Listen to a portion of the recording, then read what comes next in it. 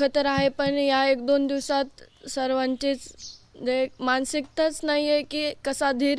आणि मेन गोष्ट ही आहे की कोणी कोणाला धीर द्यायचा. आम्ही आईला धीर द्यायचा का आईने आम्हाला धीर द्यायचा का आम्ही चाच्याला समजून सांगायचं. ते दुःख खरंच खूप वेगळं आहे. आणि आज वडिलांचा वाढदिवस, प्रथमतः मी त्यांना वाढदिवसाच्या कोटी शुभेच्छा देते.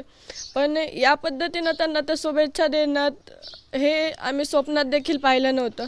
इथून मागचे जे त्यांचे वाढदिवस होते ते गावकऱ्यांनी मिळून त्यांच्यासोबत असे वेगवेगळे संकल्प करून, किंवा मागचाच जन्मदिवस आम्ही त्यांचा शेगावला साजरे केला होता. 2 दिवसाच्या आम्ही म्हणजे 2 दिवस ते आमचे असे होते की आम्ही ते कधीच विसरू शकत नाहीत. आता वेगवेगळे आज संकल्प करायचे आहेत की या वर्षामध्ये आपल्याला आपल्या गावासाठी काय करायचं आहे. आणि त्यांनीसुद्धा हेच म्हणजे कधी रक्तदान शिबिर असेल, वृक्ष लागवड असेल, आणि वृक्ष या पद्धतीनं लावायचं की ते आपल्याला जोपासावं.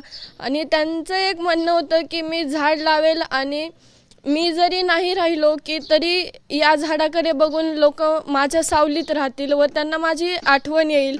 आणि आज ते त्यांचे बोललेले शब्द आज म्हणजे ते या रूपाने पूर्ण होतील असं आम्हाला कधीच वाटलं नव्हतं की ते आमच्यातून निघून जातील. आज त्यांच्याशिवाय आमची प्रत्येक गोष्ट झालेली ही अधुरी आहे. आम्ही त्यांना कधीच विसरू शकत नाही. आणि आज फक्त हा दिवस असा आहे की त्यांच्या ज्या आठवणी आहेत आम्हाला त्या आठवून फक्त आम्ही रडू शकतो, प्रत्येकाला बोलू शकतो, पण त्यांना त्या गोष्टी सांगणं आमच्याच्याने आता शक्य नाही आहे.